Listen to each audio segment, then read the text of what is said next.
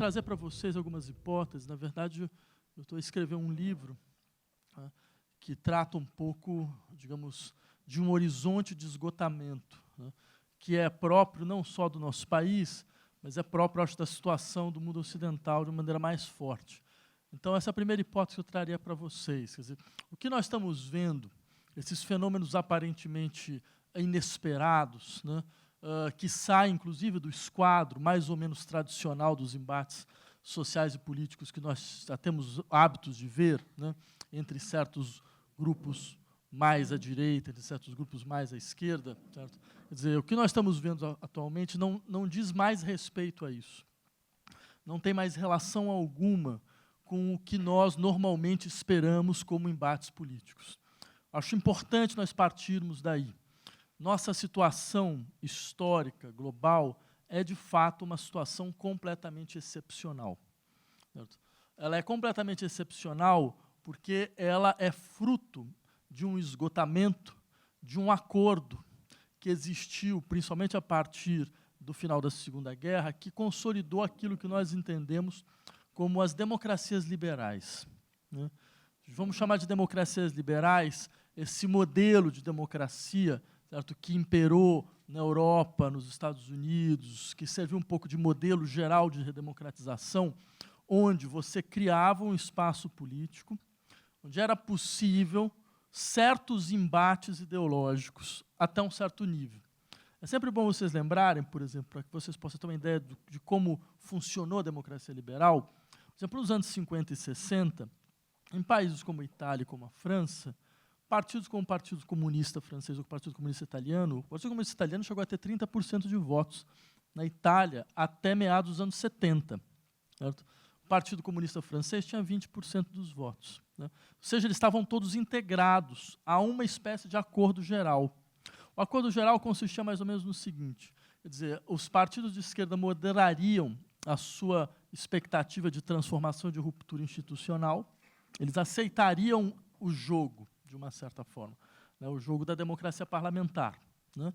E aqueles que eram os partidos conservadores, eles, de uma forma ou de outra, também garantiriam um processo mínimo de seguridade social para toda a população.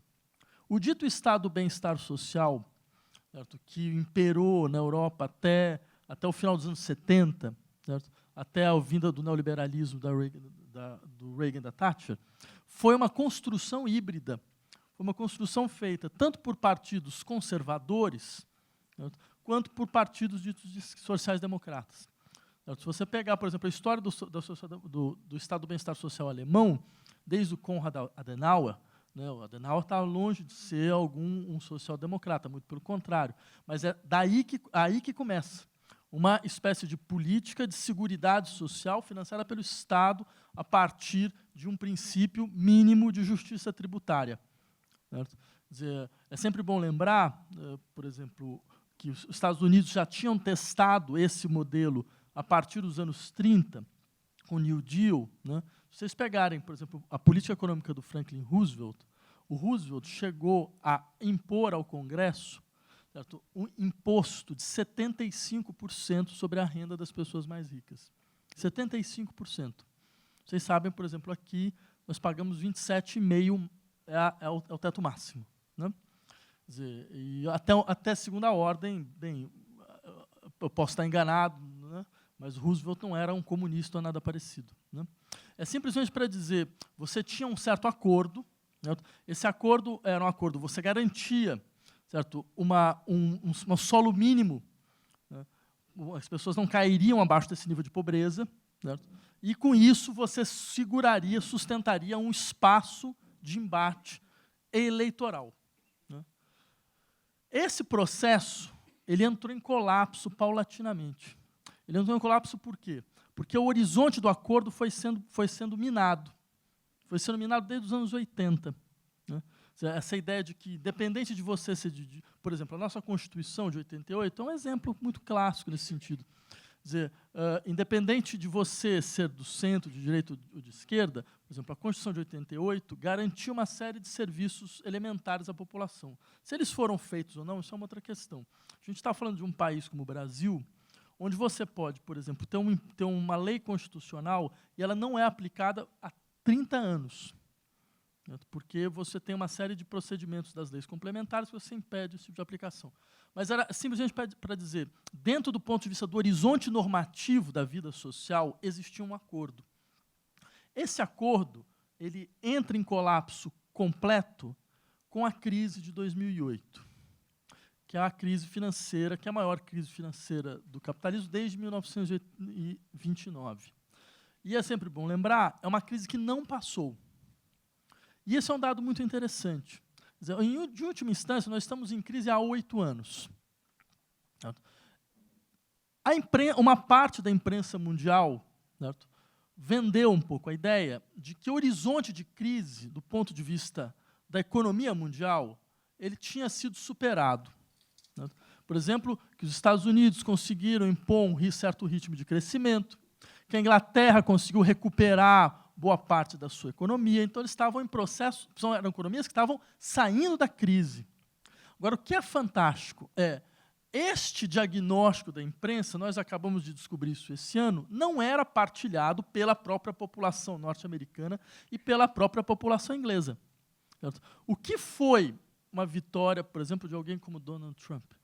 Certo? A gente poderia falar de todo o horizonte cultural, político, certo? Toda a estrutura de afetos ligados ao medo, ligado ao ressentimento. Certo? Poderia começar a falar de como alguém que é machista, racista, islamofóbico, homofóbico, certo? Acaba conseguindo apreender, certo? Uma sociedade amedrontada, certo? Criando, então, um horizonte, digamos assim, de revolta contra as próprias instituições. Só que, e falar isso é falar muito pouco. Falar muito pouco. Porque vamos perguntar, de maneira clara, qual era o programa econômico do senhor Trump? O programa econômico dele era fim da globalização, volta das indústrias, garantia dos empregos. Por quê? Porque, infelizmente, eu digo com toda a dor no coração, infelizmente ele era um dos poucos que entendeu a população se sente precarizada, se sente pauperizada, e ela não confia nos ditames da economia global. O mesmo aconteceu na Inglaterra. Vejam, são as duas pátrias, os dois eixos do liberalismo mundial. Certo? Isso é muito, muito ilustrativo, muito sintomático. O mesmo aconteceu na Inglaterra. Certo? Quer dizer, o que os ingleses disseram? Nós nos sentimos precarizados, nós nos sentimos pauperizados, nós nos sentimos espoliados, nós não acreditamos na globalização, nós queremos sair da comunidade europeia. Certo? Claro que faz parte de um certo discurso de direita misturar a experiência da precarização econômica, certo? Da insegurança econômica, com a experiência da insegurança social, utilizando elementos culturais dentro dessa insegurança, criando todo o discurso securitário, que nós conhecemos muito bem. Certo? Isso é verdade. Quer dizer, eles têm a meu ver, eles têm uma péssima resposta para um problema real.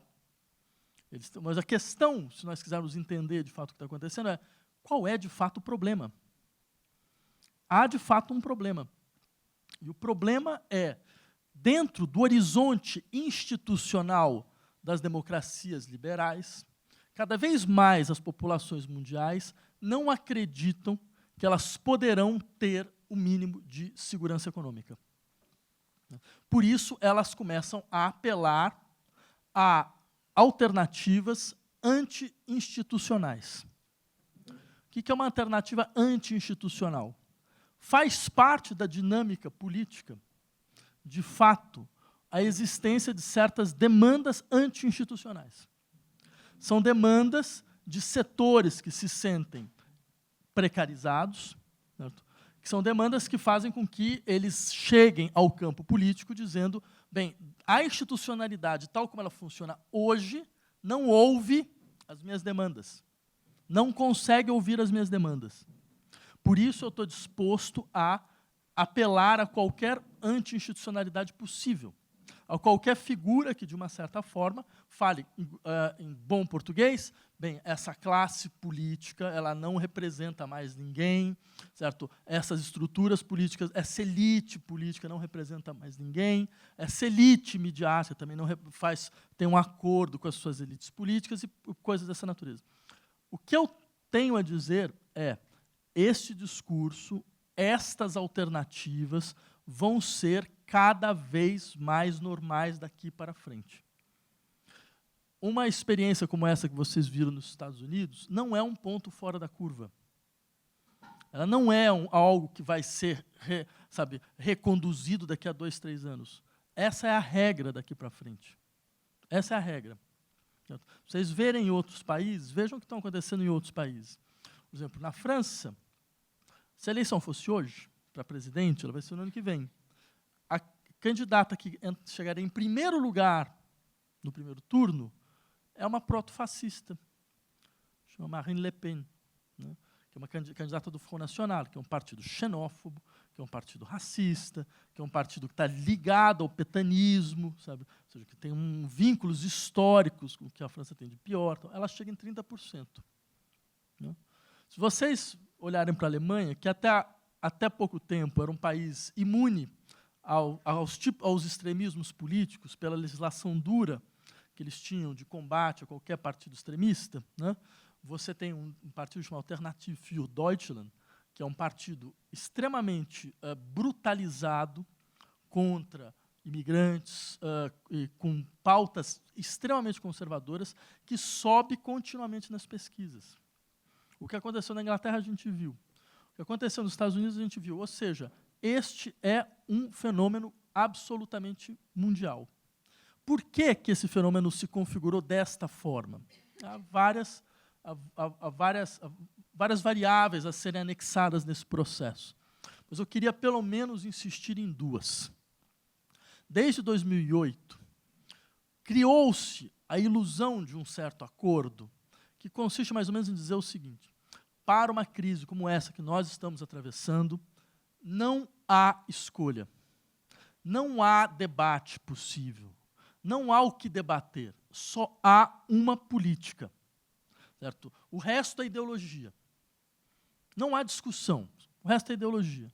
Só há um tipo de política, política de austeridade, porque, como vocês sabem, a sociedade é como uma casa, você gasta aquilo que você tem, se você gasta mais do que você tem, a casa para, blá, blá, blá. Quer dizer, desculpa, é de um primarismo absoluto, muito evidente pelas próprias metáforas que são utilizadas. Certo? Quer dizer, o que aconteceu? A população mundial lhe foi imposta esta ausência completa de escolhas. Essa ideia de que, independente de você vem da esquerda ou da direita, só tem uma política de austeridade, é essa. Né? Então, se você está na Espanha, então você está lá sob o governo do Rajoy, né, do PP, que é um governo de direita. Certo? Ou você vai para a França, que hoje está governada pelo Hollande, do Partido Socialista. É o mesmo programa. Absolutamente o mesmo programa. E desculpa com os resultados falimentares. Tão falimentares que a população tende a sair do eixo das escolhas reguladas para ir em direção às escolhas extremadas. Então, isso explicita um sentimento popular muito evidente contra esse tipo de política. Uma política que, no final das contas, conservou processos de aprofundamento da desigualdade social. São países que estão vendo a sua base de seguridade social ser minada dentro de um processo no qual as desigualdades se aprofundam. Certo? Lembrem vocês, por exemplo, eu fiz a conta um pouco de quanto a comunidade europeia gastou para salvar o seu sistema financeiro nesses últimos 8 anos. Mais ou menos 1 trilhão de euros.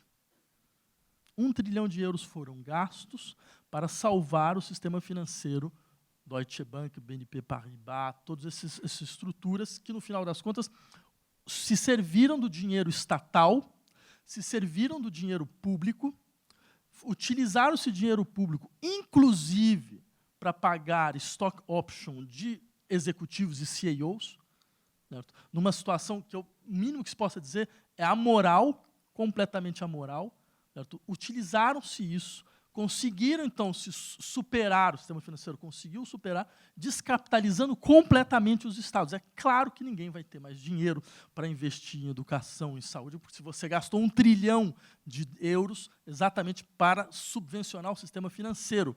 E não foi um processo de salvação, por exemplo, em épocas áureas, quando o Estado salvava uma empresa, ele coletivizava a empresa, ele entregava a empresa para os funcionários, né? Não, você salvou o sistema financeiro e o sistema financeiro ficou na mão de quem sempre ficou. Então, ou seja, imagina, você vê isso durante 8 anos. Você vê todo esse processo, você vai percebendo, por exemplo, que você não vai tendo mais dinheiro. Sei lá, você, por exemplo, na Espanha, você teve casos agora, certo, de crise energética, ou seja, pessoas que não têm dinheiro para pagar, certo, aquecimento nas suas casas. Certo? E que usam, por exemplo, 40% dos casos de incêndio em Barcelona são incêndios de pessoas que utilizaram velas para poder se aquecer. Num processo, vocês percebem? Nós estamos voltando à Idade Média. Numa situação onde você tem uma capacidade tecnológica tal, você imaginar que numa cidade que não é no Gabão, certo? Não é no Quênia, uma cidade na Espanha, em Barcelona, 40% das chamadas de bombeiro é porque a vela caiu, porque o sujeito estava lá tentando dormir, certo? Sendo aquecido por vela. Por vela. Então, vocês percebem? Esse horizonte fez com que as pessoas perdessem a confiança nas suas instituições e no horizonte normativo do que nós entendemos por democracia. Eu diria um pouco mais. Esse processo, por que você teve, então, uma resposta que é uma resposta brutalmente conservadora? Né? Porque ele foi acoplado a um outro processo. Esse processo de crise econômica com uma crise do sistema político foi acoplado a um outro processo. Vocês sabem tão bem quanto eu, desde 2001, nós estamos vivendo em um modelo de gestão social no qual o afeto fundamental de gestão social é o medo. O medo foi elevado ao afeto de gestão social fundamental. Vejam as respostas dos governos àquilo que eles entendem por ameaças terroristas. Um sujeito claramente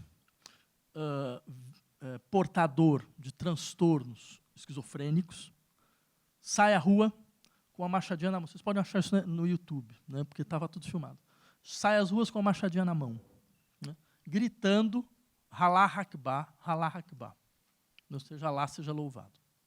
Infelizmente, ele vai e mata um policial com uma machadada.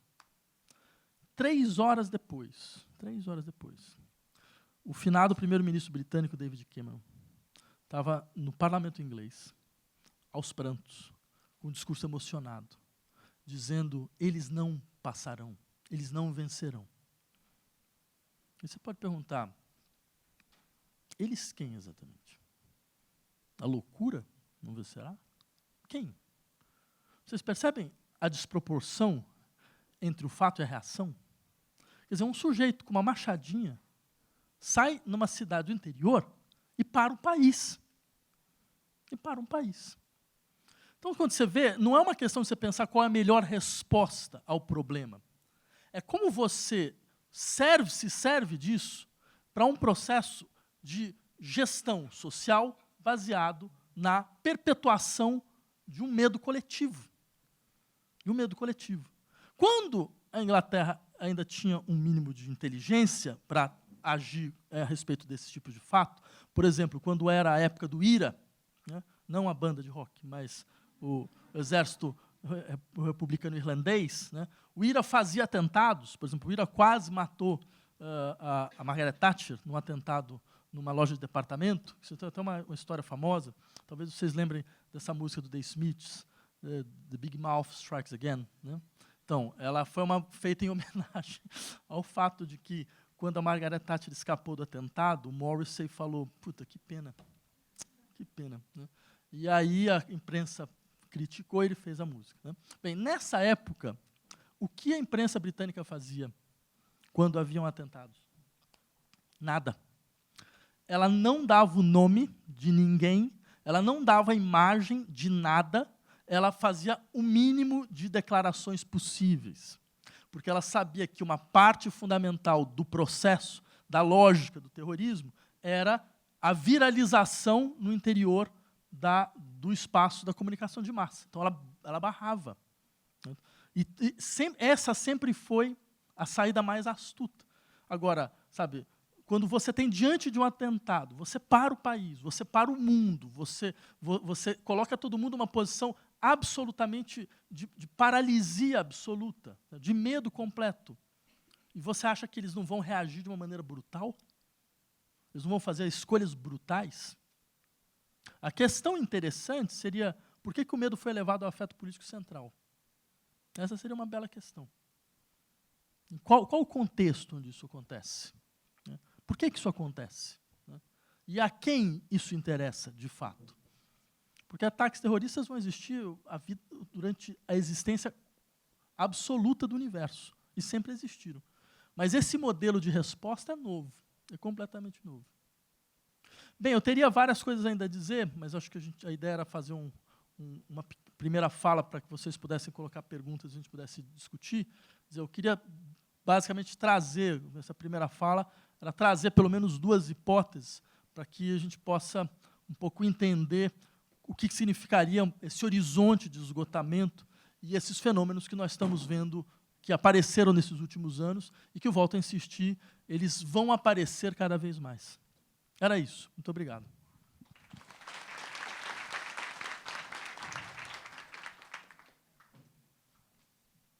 Acho que é muito tentador começar com essa sua própria questão do medo, né? Você fez a pergunta, eu acho que eu vou, então, dar continuidade. Como é que o medo ganhou essa proeminência como sentimento central da sociedade hoje? Talvez não só a inglesa e a americana, como talvez a nossa também, não do terrorismo, mas de outras coisas. Como é que o medo talvez seja um sentimento central aqui também? Você pode falar um pouco sobre isso? Como ele ganhou essa posição? Não, eu teria várias coisas a dizer. Tanto que, de fato, bem, a gente está entre publicitários, então acho que eu posso fazer uma publicidade. Então, tanto que o último livro que eu escrevi, esse era um dos eixos, né? Chama o Circuito dos Afetos. Né? Quer dizer, você teria uma visão uma visão de profundidade, assim, de larga escala, uma visão mais imediata. Né? A visão mais imediata, de fato, é muito mais fácil você mobilizar e você gerir uma população amedrontada, certo? Porque uma população amedrontada, ela não projeta mais o futuro. Certo? Ela não é uma questão de você criar solidariedade e coesão social. Nós temos um projeto comum de sociedade, as sociedades estão em transformação, certo? Esse projeto ele consegue implicar todos, certo? Então é isso que cria a nossa coesão social. Não. Quando você não tem isso, você fala, tudo bem, o que a gente tem não é muito bom, é verdade. Ninguém aqui, sabe, vai fazer loas, vai criar elogios, como quando era moleque nos anos 90, logo no começo do processo de globalização, até revista de moda, sabe, fazia editorial falando sobre o mundo sem fronteiras, que agora todo mundo lá. Quer dizer, hoje ninguém mais faz isso. Né? Então, quer dizer, você não vende mais essa ideia, não, o futuro vai ser radiante. Mas você vende a ideia, tudo bem, mas se você tentar sair do presente tal como ele é hoje, olha, só vai ter catástrofe. Entendeu? Porque olha para um lado, olha para o outro, 30 milhões de mortos aqui, 50 ali, você vê, não dá para sair. Então é melhor você ter um certo realismo e um desinflacionamento das suas expectativas. Você desinflaciona as expectativas, porque isso, pelo menos, garante que nenhuma catástrofe vai ocorrer. Então, você percebe qual é a lógica?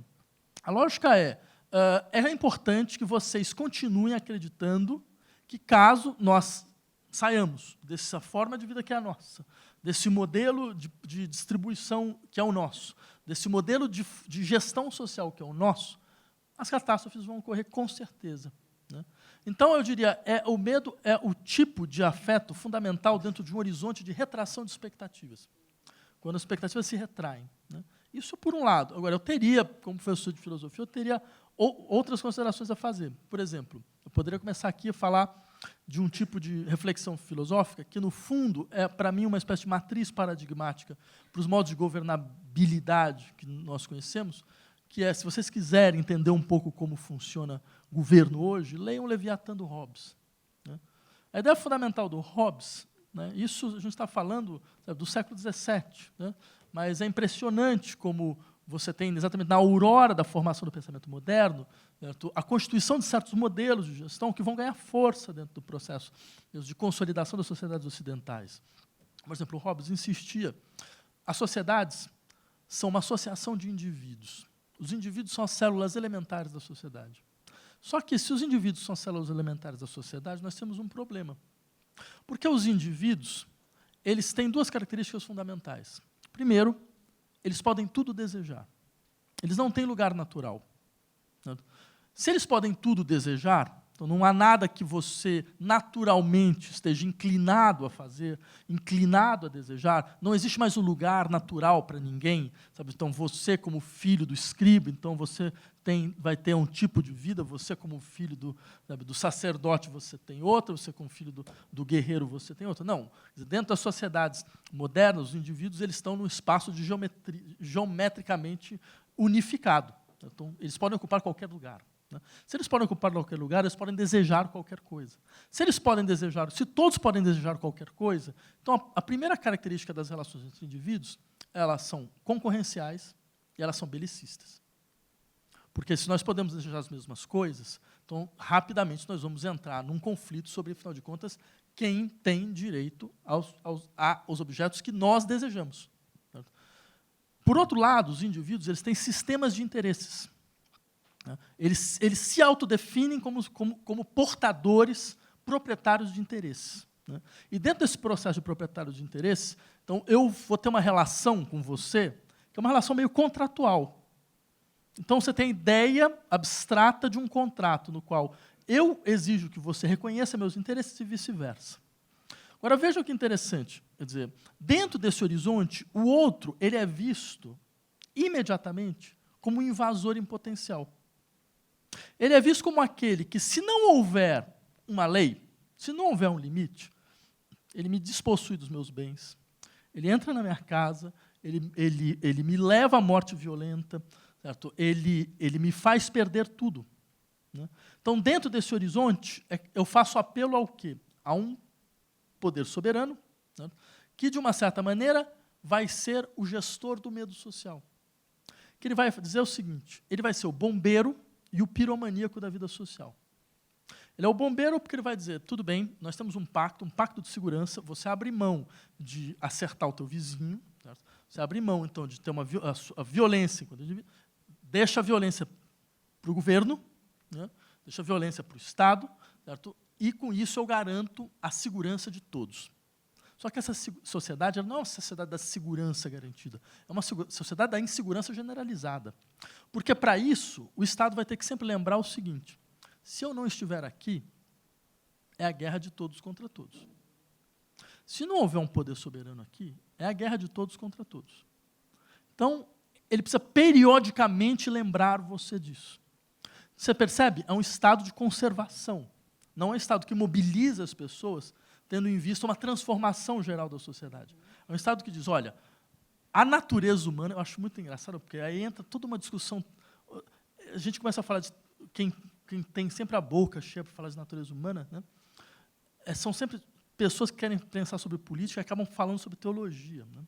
Porque aí começa, não, porque a natureza humana ela é egoísta, a natureza humana é isso, a natureza humana é aquilo. Quer dizer, parece que você está falando com a sua filha, sabe? Tipo, não, olha, toma cuidado, porque lá na sua escola, se você levar 2 sanduíches, eles vão pegar um sanduíche seu, porque a natureza humana é egoísta, é assim mesmo. Isso parece realismo, né? Mas isso é simplesmente uma posição muito claramente definida sobre como eu quero ver a vida social. E como eu quero ver o que a vida social é capaz de fazer. Então, eu diria que há uma posição de princípio a esse respeito, que ela valeria a pena ser questionada. Você falando do Leviatã, do Hobbes, eu fiquei imaginando o que você disse sobre o sistema financeiro internacional e de que maneira ele é visto como algo inescapável. Né? Esse modelo que a gente tem hoje, ele imagino que foi salvo pela União Europeia a esse custo absurdo, porque não se conseguia imaginar que, entre aspas, tragédia poderia acontecer se esse sistema, de fato, se o colapso dele, de fato, ocorresse 100%.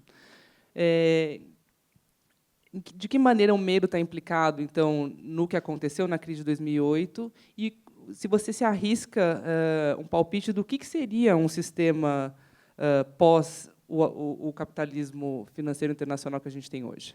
Não, eu acho engraçado, porque eu lembro quando 2008 aconteceu, né, a crise aconteceu, e a quantidade de comentaristas que falavam uma coisa muito parecida, que assim, mas não, olha, não tem saída, não, mas tem que ajudar. E eu achava engraçado, falava, poxa, e eu que achava que o capitalismo era um sistema de concorrência. Olha que engraçado. Eu achava que assim, o capitalismo é assim, você quebrou, meu amigo. Claro, é uma oportunidade para outras coisas exato, surgirem. Né? Exato. Se eu for ter que salvar você, eu não vou salvar você, porque você se mostrou incapaz. Né? Se mostrou incapaz de conseguir gerenciar os seus próprios ativos. Né? Parece então, muito ilógico, né, o que aconteceu no fim das contas. Pois é, mas era um pouco essa situação. Olha, não, em 2011, eu passei 2 meses em um país que foi o primeiro país a entrar em crise, o país mesmo em crise, um dos primeiros, e o primeiro a sair, foi a Islândia. Né? Exatamente para poder... Eu fiz, acho que umas 65 entrevistas, com todas as pessoas que você possa imaginar, desde o presidente até ativistas, para entender como eles tinham saído da crise. Né? E o processo foi impressionantemente interessante, porque foi assim, a Islândia tinha 4 bancos. Esses bancos, eles tinham um ativo que era 6 vezes maior do que o PIB do país. Né? E os bancos quebraram. Então, você imagina, o banco quebrou, o banco vai... Quer dizer, a gente tem um PIB de 2 trilhões, 2 trilhões e meio quase, imagina. Então, você tem um PIB 6 vezes maior do que 2 trilhões. Né? Bem, desculpa, um ativo financeiro de 6 vezes maior do que 2 trilhões. Bem, o que aconteceu? Esses bancos, eles fizeram empréstimos para holandeses e ingleses. Eles abriram filiais na Holanda e na Inglaterra. Então, quando eles quebraram, o governo holandês e o governo inglês foram para cima do governo islandês e falaram, não, agora vocês vão pagar. A quebra não vai ficar só conosco. Né? O governo, então, negocia com o FMI um plano de socialização das perdas do sistema financeiro. Né? Ou seja, eu, como islandês, vou pagar o que você fez com o seu banco. Dava mais ou menos, para cada... O país tem 320 mil pessoas, eles fizeram um cálculo, você ia pagar por 30 anos. 30 anos. Né? Então, o que acontece? É uma história muito interessante, muito ilustrativa. Né? A Holanda era um país de pescadores. Né? Então, quando o parlamento votou, existe uma lei na Constituição islandesa que diz o seguinte, mesmo sendo parlamentarismo, se o presidente não assina em 15 dias, a lei vai a sufrágio universal. Então, a população ela ficou em volta da casa do presidente, né, que é uma casinha muito grande, com esses sinalizadores de perigo de barco, né, que solta uma tinta vermelha, né, uma fumaça vermelha, exato. Eles ficaram todos em volta, é muito bonito a imagem, vocês também podem achar no YouTube. E todos abriram, né, dizendo, o país corre perigo. Né? O presidente não assinou. Aí, toda a nata dos especialistas, dos consultores, dos economistas, pagos a preço régio de ouro pelo sistema bancário internacional, foram, né, na BBC, na CNN, em todas as no Fox, para falar que aquilo era um absurdo, que o país estava colocando, que era um populismo econômico inaceitável, que o país estava colocando, não só ele, mas todo o sistema financeiro, numa situação extremamente periculosa. A Inglaterra chegou a cogitar utilizar a lei de confisco de bens terroristas para confiscar bens da Islândia na Inglaterra. Né? E o presidente foi duro no processo, foi uma coisa muito interessante, falando, não, mas o povo vai decidir. E dentro de todo esse processo, o povo decidiu que não ia pagar a dívida. Né? Só que aí acontece uma coisa muito interessante, porque quando o povo não vota como você gosta, você pode trocar de povo. Né? Então, foi isso que eles tentaram fazer. O parlamento vota de novo a mesma lei, né? E acontece a mesma coisa, o povo vota pela segunda vez diz que não ia pagar. Aí, tudo bem. Eu estava lá na semana em que sai um veredito da Comunidade Europeia dizendo que a Islândia não era obrigada a socializar as dívidas privadas, a transformar as dívidas privadas em dívidas públicas, né? Ou seja, o povo ia pagar durante 30 anos algo que eles não tinham sequer a obrigação de fazer. Até porque não participou dos lucros também. Hoje a Islândia ela cresce a 3% no ano. É um dos poucos países europeus que cresce. Então, vejam, isso é um dado interessante, porque, você percebe, o discurso era esse, não há saída. Não tem como, né? Só que o que eles fizeram um procedimento que me parece absolutamente central, que é assim, que é um procedimento clássico. Quem paga a orquestra escolhe a música, né? Eu vou pagar, é o meu dinheiro, o Estado não tem dinheiro, né? Não faz nada. O Estado pega dinheiro via tributação, né? E, basicamente, a tributação das pessoas, né? Da classe média, da classe mais ou de circulação de mercadorias. Então, sendo assim, eu decido. E eles decidiram. E o processo foi absolutamente muito melhor do que todas as outras opções que foram colocadas à mesa. Por quê? Porque você implicou as pessoas no processo econômico. Porque um dos elementos fundamentais da democracia hoje é uma espécie de discurso tecnocrata, que é mais ou menos o seguinte: por que eu vou discutir? Por que eu vou esperar o que o povo pensa? O povo não sabe. Quem é que vai? Não sabe fazer conta, sabe? Não sabe a magia, né, que está em volta dentro desse discurso absolutamente críptico, que parece sendo o discurso, sabe, parece uma coisa meio de cabala, né? O discurso de economista, né?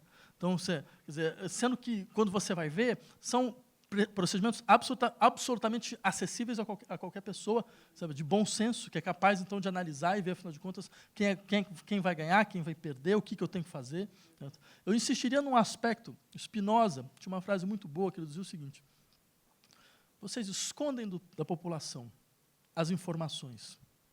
Vocês impedem que elas possam, de fato, perceber como os processos realmente funcionam. E depois vocês reclamam que ela escolhe mal. Trazendo esse debate um pouco para o Brasil, em que a gente está vivendo, depois de ter vivido um impeachment, tem uma série de medidas que estão sendo colocadas em votação e que não foram respaldadas pelas urnas. Aliado a isso, a gente tem uma série de crises e denúncias de corrupção ligadas ao governo atual e até já manifestações sendo marcadas aí contra o governo e o Congresso. Você acha quais seriam as vantagens ou os riscos para a nossa democracia de um novo impeachment? Isso é possível? De um novo impeachment?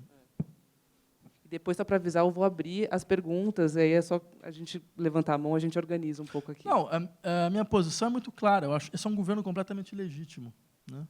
Eu acho que um governo legítimo teria que ser um governo respaldado pela escolha popular. Desde o ano passado, quase 2 anos, desde o final de 2014, no começo de 2015, quando era muito claro que existia uma crise de governabilidade do Brasil, eu insistia com outros que a única saída é a convocação de eleições gerais. Sim. Ah, mas isso não está previsto na Constituição. Sim, mas isso não significa nada, isso não significa absolutamente nada. A democracia tem um princípio fundamental, que é a soberania popular. A democracia ela não se enfraquece porque o povo decidiu. Isso não existe. Quer dizer, uma democracia não é uma instituição, não é um regime de instituições fortes. A democracia é um regime de poder popular soberano. Certo? Essa ideia do Tocqueville, né, não, instituições fortes, elas garantem a democracia, isso, eu diria, isso até mesmo historicamente falso. Quantas vezes a França mudou sua Constituição nos últimos 40 anos? Né? Quer dizer, tentando encontrar saídas para crises, certo? Algumas crises profundas, como a crise da Argélia no final dos anos 50, certo? Onde você teve que constituir uma nova saída, que não estava prevista. Mas qual era o elemento fundamental dessas saídas? Elas fazem apelo ao poder popular. Então, elas fazem apelo ao fato de que, bem, independente, porque, por exemplo, vários amigos falavam, sim, mas se a eleição ocorrer agora, a possibilidade de um candidato conservador vencer é enorme. Você acha que a gente pode ter um Bolsonaro? Não, eu falo, veja, desculpa, essa não é a questão mais importante para mim.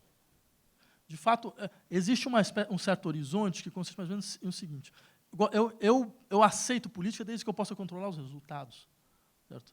Então, de fato, pode acontecer alguma coisa incontrolável, mas o fato fundamental é o elemento principal da democracia é todas as crises são resolvidas fazendo apelo ao grau zero da representação. Quando você tem uma crise, você volta à manifestação popular. Certo? Isso é civilizatório. Isso é um processo civilizatório. Né? E o Brasil aprenderia muito se fizesse isso. Isso por um Plebiscito. lado.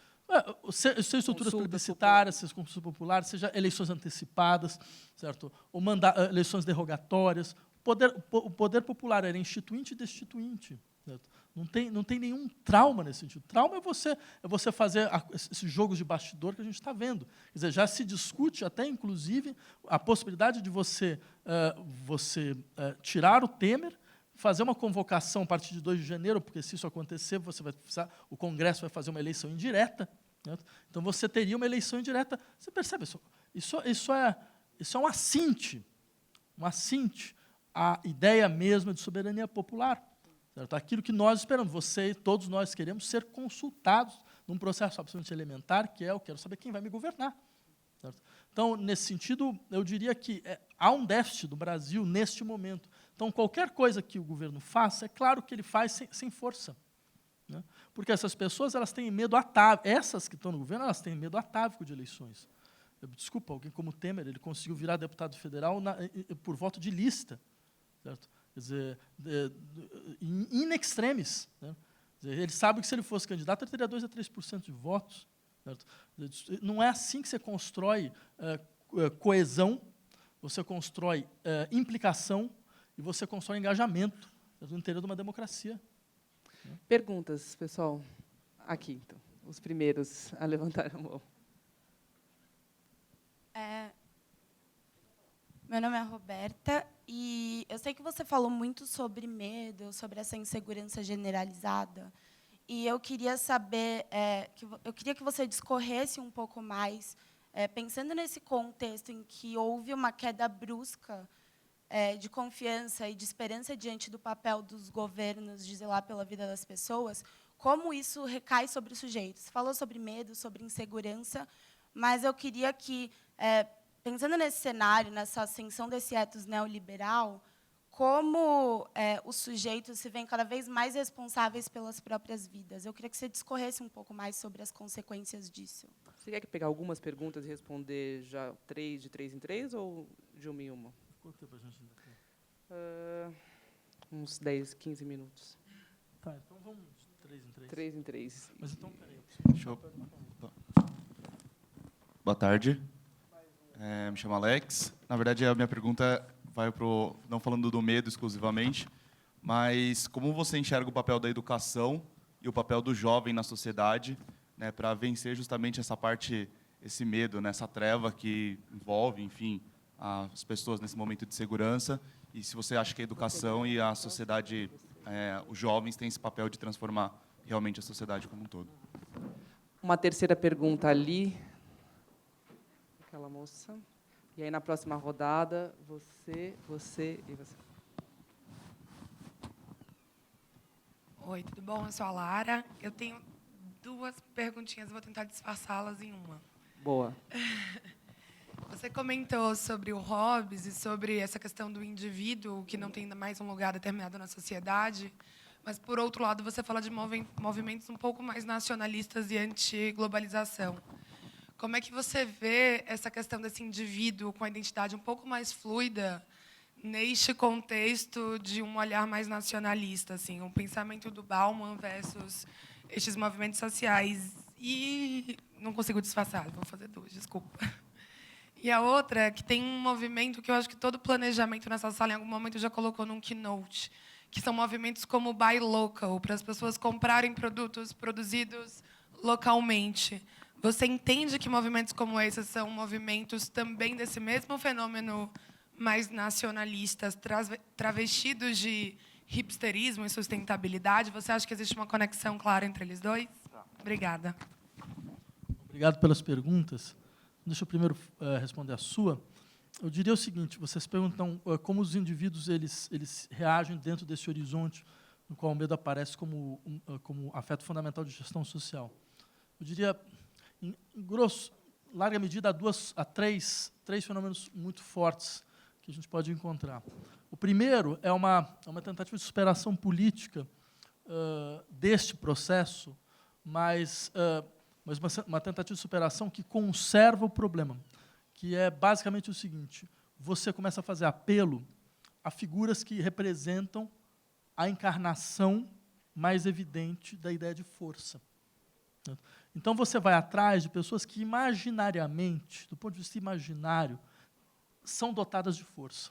O que obriga as pessoas que ocupam o poder a fazer a pantomima contínua, certo, de potência.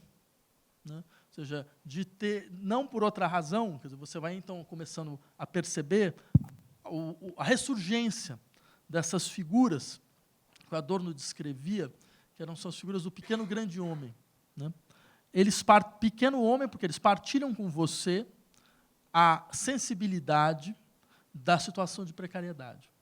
Só que grande porque eles transformam essa sensibilidade numa grande indignação, certo?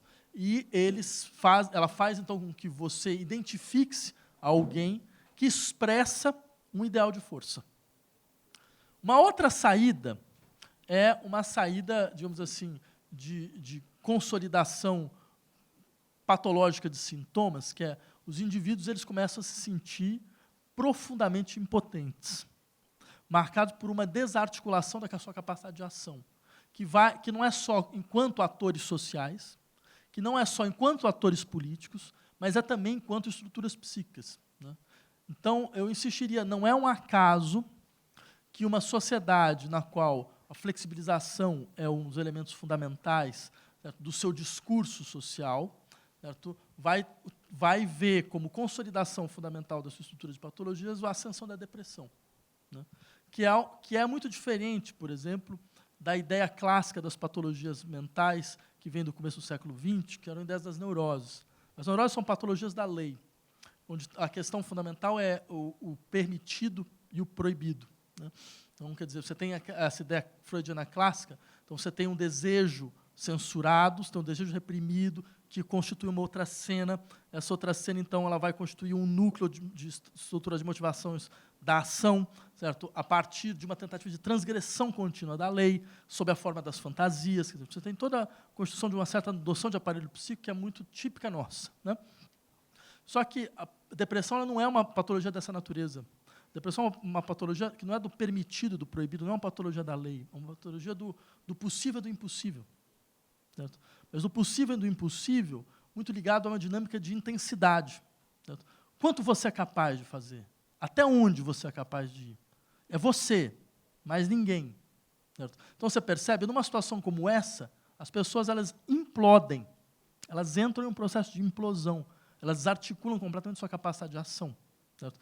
Este processo de modificação da estrutura psíquica, das outras patologias psíquicas, ele não é só um processo ligado à vida psíquica dos sujeitos. Ele também tem uma dimensão profunda de resposta a um certo modelo de gestão da vida social. Como sempre foi assim. Como sempre foi. Né? Então, você teria uma terceira alternativa, né? Que era, numa situação como essa, as pessoas elas desenvolveriam uma confiança na sua própria força. Ou seja, elas não esperam a força de um outro. Elas desenvolvem uma confiança na sua própria força. Elas deixam de fazer apelo a um outro. Né? Elas desenvolvem processos muito mais imanentes de decisão. Eu diria, isso é tudo o que foi evitado até agora. A ideia de que, em última instância, o próximo estágio da democracia não vai ser um aprofundamento da representação. Vai ser uma desarticulação da representação.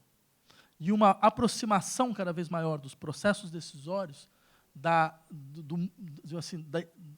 capacidade de deliberação da vida coletiva, enquanto tal.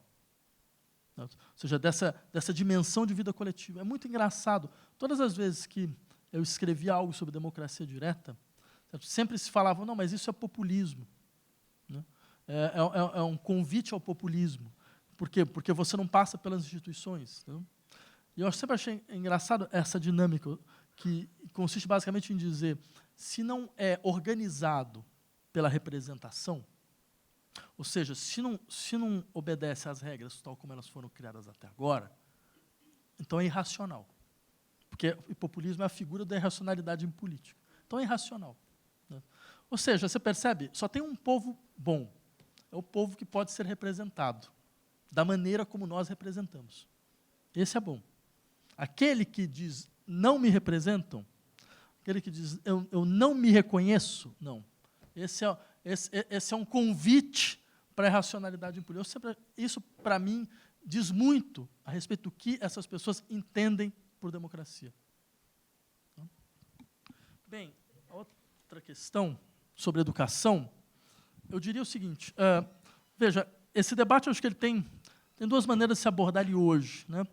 O primeiro deles é, de fato, quer dizer, nós temos quase um acordo tácito sobre a importância da educação. Né?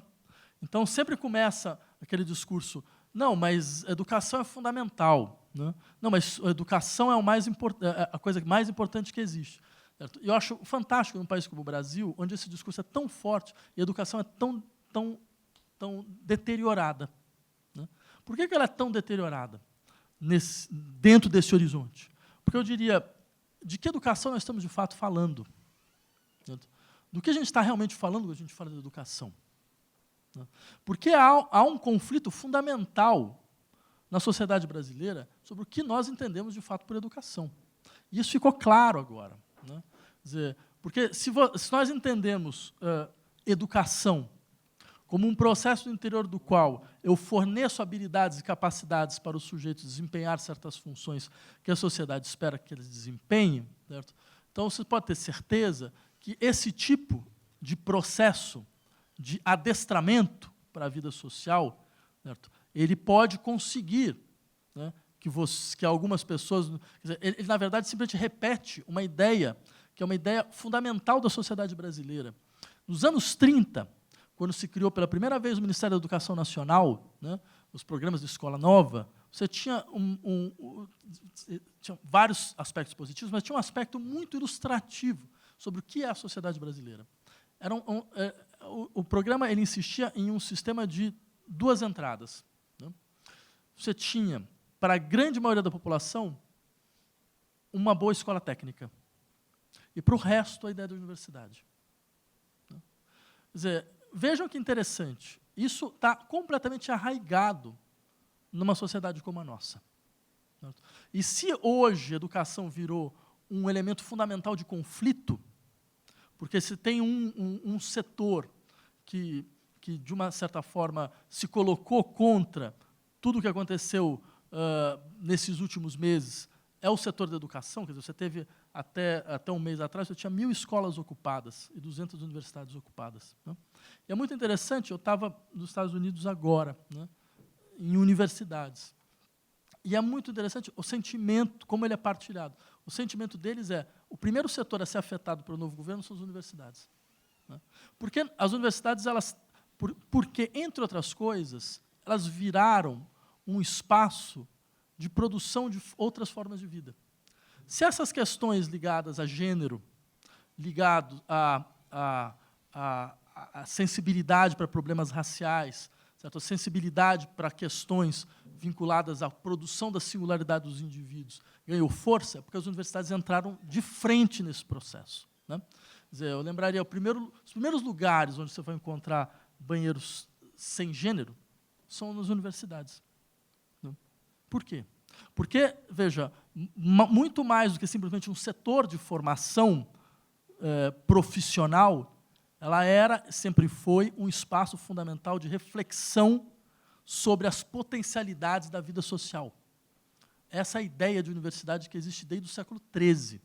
Certo? Quando você tinha a predominância da igreja, né, no interior da vida social, as universidades apareceram como um espaço livre, como espaço de disputácio, ou seja, um espaço no qual era possível toda e qualquer disputa dentro daquele lugar, certo? E que você não teria consequências pelas suas opções, certo? Porque era a ideia de que você precisava criar uma dinâmica na qual os valores da vida social eles não eram reiterados. Eles eram colocados em conflito, em discussão, em embate. Certo? Não era só um embate a respeito da melhor maneira de se fazer certas coisas, mas era um embate a respeito do que, de fato, nós queremos fazer. Certo? Eu diria uma sociedade que abre mão disso, uma sociedade que abre mão de um pensamento complexo, é uma sociedade que vê a ideia mesma de complexidade, a ideia mesma de dissonância, a ideia mesma de disputa como um problema. Ou seja, é uma sociedade que entra em implosão, uma sociedade que diminui cada vez mais. Certo? Quer dizer, de fato, se tem alguma coisa que a educação deve mostrar aos sujeitos é o grau de incerteza, certo, a respeito das nossas formas de vida, dos nossos valores, é maior do que você imagina. É maior do que você imagina. E é fundamental que dentro de um processo, então, de educação, você tenha a possibilidade de se confrontar a todas as possibilidades, certo, de reflexão sobre a vida social. É isso? Nós estamos lutando para isso ou não? É para isso que a gente está lutando? Porque eu acho engraçado essa vinculação entre educação e trabalho, porque, me desculpa, essa ideia de que, através da educação, sua empregabilidade é maior, ela é verdadeira só até um ponto. Eu tenho vários amigos que formaram-se comigo em instituições sólidas, que hoje são garçons. E que, para serem garçons, precisaram do diploma universitário. Ou seja, nós estamos num processo onde, para você ter o padrão de vida do seu pai, você não só precisa trabalhar 2 vezes mais, você precisa de uma formação 2 vezes maior. Para ter o padrão que o seu pai teve. E você pode ter certeza que seu filho vai passar por um processo parecido. Então, você percebe, a educação ela não te garante nada, né, nesse sentido. Certo? Vender essa ideia de que, não, vai lá, faz o curso X que você vai conseguir ter uma empregabilidade maior, bem, para além do horizonte publicitário de venda de cursos, isso é uma falácia. A gente sabe, está muito mais próximo de uma falácia. Safate, acho que você vai ter que concluir, que senão a gente não vai conseguir pegar as outras 3 perguntas. Então, falta desculpa, mais uma ainda. só mais uma pergunta. Que tem mais um evento, daqui a pouco o pessoal vai ter que ir. Tá. Então, só tentar falar de uma maneira um pouco mais rápida. Sua pergunta sobre como esses indivíduos com identidade mais fluida, eles se relacionam no interior da vida social atual, né? Como é que, através de toda essa demanda cada vez mais forte de nacionalismo, eu diria que a questão fundamental das nossas formas de vida ela tem uma bipolaridade. Ela é bipolar. Né? Quer dizer, os discursos de flexibilidade, de fluidez, certo? Eles se contrapõem a um discurso de estabilidade e segurança. Só que essa contraposição ela faz parte da mesma dinâmica. Eu posso dar um exemplo, já que a gente está entre publicitários. Por exemplo, nos anos 90, a Calvin Klein lançou uma série de campanhas que, na época, foram chamadas campanhas com estética heroína chique. Talvez vocês lembrem dessas campanhas. Eram campanhas onde os modelos elas pareciam com o rosto de quem tinha levado um pico de heroína na veia, né? E ficava meio tetanizado. As cores eram muito marcadas do que você vê com Viagem de Heroína. Então, também eram as cores pesadas. E aquilo criou uma comoção no momento, porque parecia um tipo de publicidade que é completamente contra as ideias padronizadas do que era beleza publicitária, né? Chegando mesmo a flertar com um certo flerte com a estilização da morte, da autodestruição e coisas dessa natureza. O que é interessante é que, no mesmo momento que a Calvin Klein fazia isso, ela fazia outras campanhas para perfumes que tinham nomes muito sugestivos, por exemplo, Eternity, né? E mais um outro que eu não lembro, que era a família, era todo branco, a família, a boa família, né? O homem saudável, a mulher bonita, 2 crianças, tal. As 2 campanhas apareciam nas mesmas revistas, né? O que demonstrava uma coisa muito interessante. Qual era o posicionamento da marca? O posicionamento era bipolar. Essa bipolaridade era complementar. Poderia parecer uma contradição. Não, isso é completamente contraditório, né? Ou você posiciona como segurança, ou você posiciona como alguma espécie de estilização da revolta até o ponto da autodestruição. Certo? Mas não. Era importante que fosse bipolar. Por quê? Porque as pessoas eram bipolares. Né? Porque essa era a inteligência do processo. Ele falava com as pessoas no seu ponto de desestabilização. Não no seu ponto de conformação a padrões, mas no ponto onde ela procura desestabilizar padrões. Porque, de fato, quer dizer, o discurso da identidade fluida, mais uma vez, ele é verdadeiro só até um ponto. Nós somos fluidos e estáveis. E é essa bipolaridade que é importante entender. Vamos para as outras perguntas, então? Por favor. Vladimir, você fez uma análise no início da sua fala aqui, muito interessante.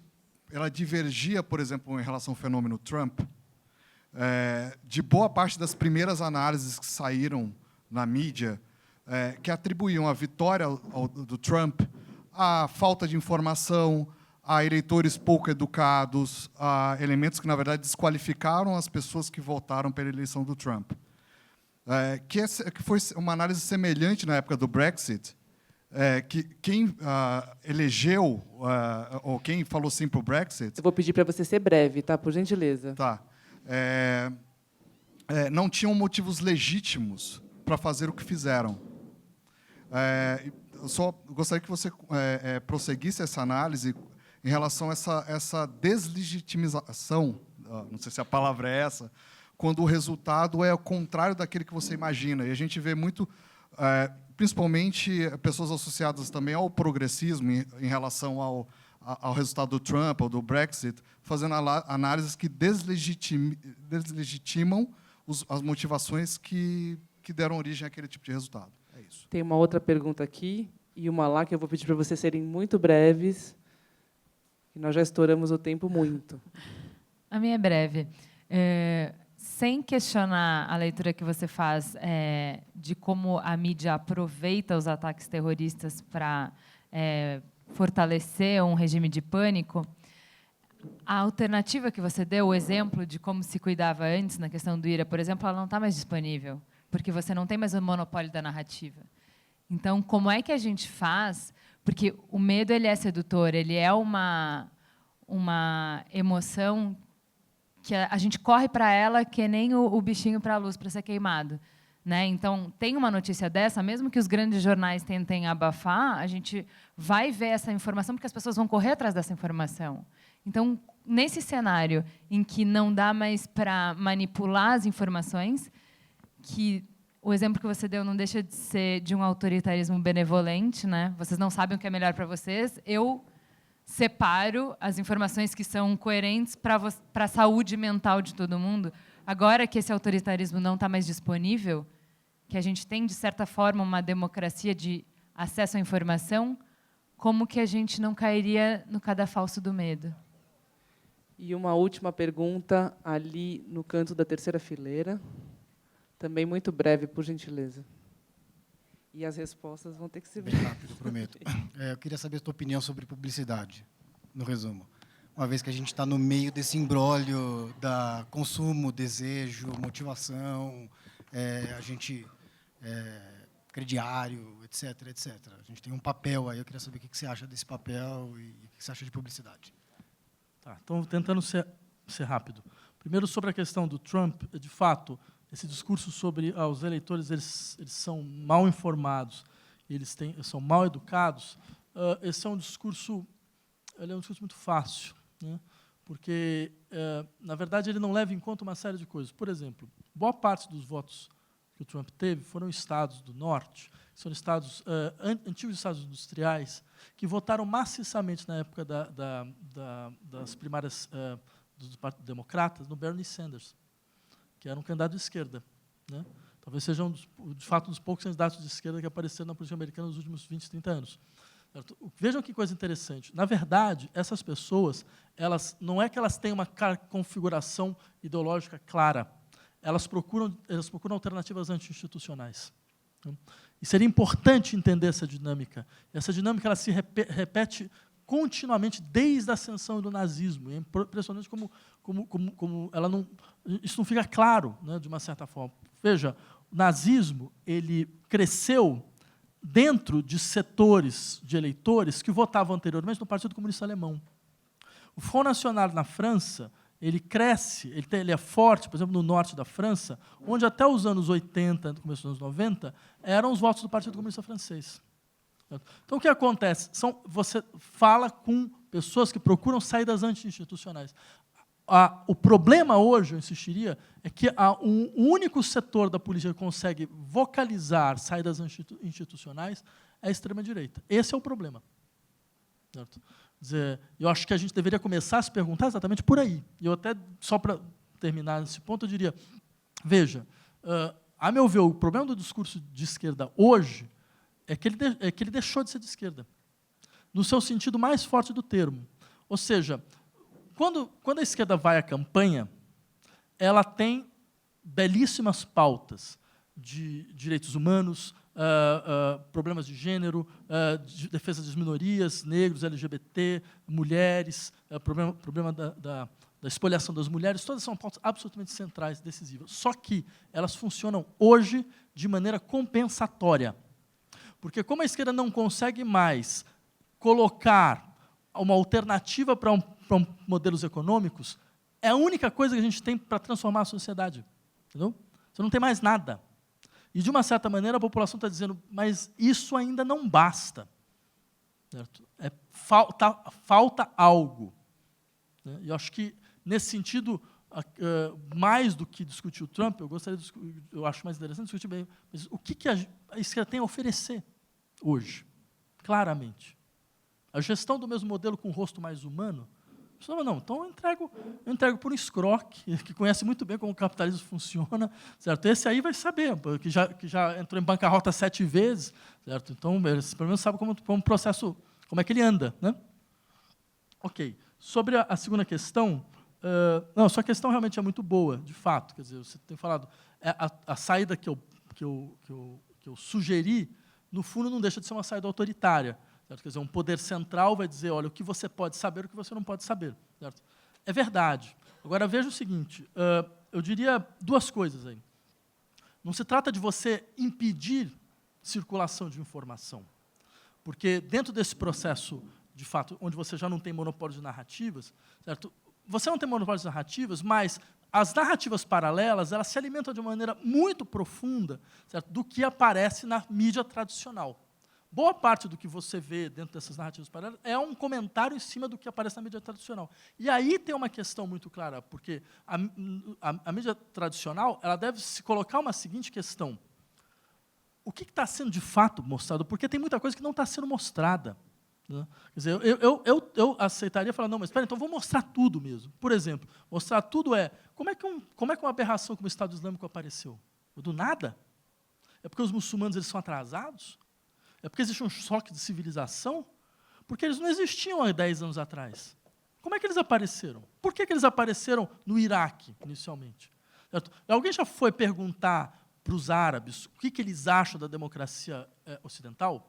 Certo? Sei lá, eu tive em 2011 na Tunísia, no Egito, na Palestina, em Israel, na Síria, para fazer uma série de matérias para a Folha de São Paulo, um ano depois da Revolução da Primavera Árabe. O que mais me impressionou era a palavra que eu mais ouvia das pessoas, era humilhação.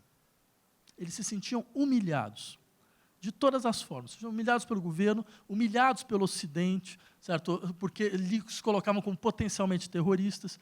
Então, chega um momento, você percebe, que você cria um caldeirão onde esse ressentimento, que se ele possa se transformar em uma saída violenta, é evidente. Vejam, por exemplo, quem foram as pessoas que fizeram atentado na França. Eram pessoas que não tinham nenhuma ligação com religião, não tinham nada. Eram simplesmente pessoas completamente dentro de um horizonte anômico, certo? Que foram absorvidas no seu ressentimento. Bem, esse tipo de análise, a imprensa para discutir, né? para falar, certo? Ou seja, nesse sentido, eu insistiria, talvez, quer dizer, bem, por um lado, eu acho que sim, deveria ser importante um certo... que não é um princípio de contenção de informações. Até bem pouco tempo atrás, você colocar na primeira página de um jornal a foto de corpos estraçalhados dentro do atentado, isso não era uma questão de impedir informação. A informação está lá. Era uma questão simplesmente de você quer estilizar o sofrimento? Até pouco tempo, só um parênteses, a gente, na mídia, muitas vezes se evitava usar PCC, a gente não citava o PCC, a gente falava organização criminosa que domina os presídios. Você não dá mídia para a marca, digamos assim. Né? Quer dizer, eu acho que aí tem uma questão que é muito... Quer dizer, uma coisa é a censura da informação, outra coisa é a constituição desses espaços de afecção. Certo? E esses espaços de afecção vão sendo constituídos com consequências muito evidentes. Quer dizer, que a sociedade não possa se perguntar, mas espera aí, que tipo de consequência está sendo produzida? Que tipo de reação está sendo produzida? Como se isso fosse uma espécie de crime, de alguma espécie de totalitarismo, de um conjunto de sábios, então, que vão decidir o que vai circular. Eu acho isso incompreensível, absolutamente incompreensível. Quer dizer, totalitarismo seria se você falasse, não, sobre isso não se fala nada. Agora, mas como que se está se falando? E mais, tipo assim, e o quê? Você percebe? Quer dizer, o exemplo lá do sujeito que sai com uma machadinha. Mas, desculpa, em nenhuma situação normal isso seria notícia. Em nenhuma situação normal você poderia falar, saiu aqui um sujeito em Piracicaba com uma machadinha, com um transtorno esquizofrênico. Não. Ser uma notícia, sim, mas mobilizar o primeiro-ministro, acho que é um pouco exagerado. Sim, mas você para o país, ou seja, a gente não perceber que existe, de fato, uma dinâmica de constituição de uma espécie de rede de afecção, de um modelo de afecção, certo? A gente não se contrapõe a isso, eu acho que aí toda e qualquer discussão vai ser completamente impotente, quer dizer, porque o processo ele tende a se agravar de maneira cada vez mais forte, porque quem controla o exército islâmico, ele sabe muito bem disso. E eles sabem agir muito bem a partir dessa dinâmica. Certo? Eles sabem que a ideia deles existe uma fratura entre os muçulmanos e o mundo ocidental. Certo? E a gente vai mostrar que essa fratura existe. Eles venceram a guerra. Eles ganharam. Eles conseguiram fazer. E vamos para a última? Tá, a última... sobre o que eu acho sobre a publicidade. Né? Então, existe algo na publicidade, que a publicidade ela partilha com certas formas de linguagem, né, que consiste em uma certa capacidade de inversão de expectativas, uma certa capacidade de uso instrumental da língua. Né? Até a poesia usa isso de vez em quando. Né? Quer dizer, não é à toa que alguém como Mayakovsky fez publicidade também. Né? Porque a sua própria poesia tinha uma dinâmica, né? Que era própria dessa espécie de linguagem de alto impacto, né? Do qual a publicidade se serve. Né? Essa linguagem de alto impacto, quer dizer, a habilidade de usar a linguagem de alto impacto, eu acho que é um dos elementos fundamentais do uso da língua em geral. Né? Então, nesse sentido, eu naturalizaria um pouco. Agora, de fato, dizer, existe algo na publicidade que me incomoda profundamente, desde a época que eu fazia publicidade, porque eu tenho uma dupla formação, eu fiz ao mesmo tempo filosofia e publicidade, que era uma esquizofrenia completa, assim, era terrível. Né? Bem, depois a gente pode falar sobre isso. Mas, de toda forma, tem algo que sempre me incomodou, que é a redução instrumental da linguagem. Certo? E essa redução instrumental da linguagem, quer dizer, consiste em basicamente você fazer com que a única linguagem que circula é uma linguagem de urgência, uma linguagem com um só tempo, com uma só superfície.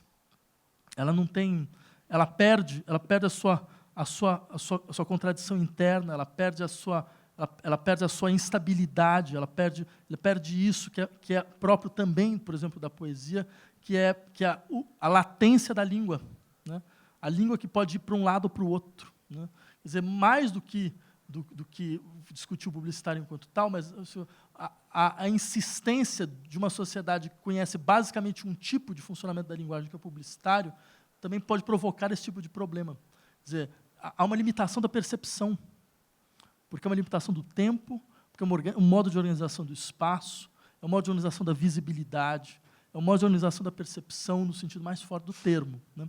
Então, eu acho assim, quem trabalha com publicidade tem uma reflexão a fazer, né, nesse sentido, né? Quer dizer, e não pode se eximir dela. Ela é uma linguagem, ela constitui o eixo da nossa vida social, ela está em todos os lugares, certo? E ela não só constitui no sentido, então, de mostrar informações a todo momento, né? Quer dizer, mas eu preciso de uma linguagem informativa. Mas ela constitui também no sentido mais profundo, que ela vai moldando a experiência do tempo, a experiência do espaço, a experiência do visível, a experiência do perceptível. E isso traz consequências muito importantes. Saflátili, queria agradecer muito a sua fala, agradecer a todos que ficaram com a gente até aqui. E é isso. Muito obrigada a todos.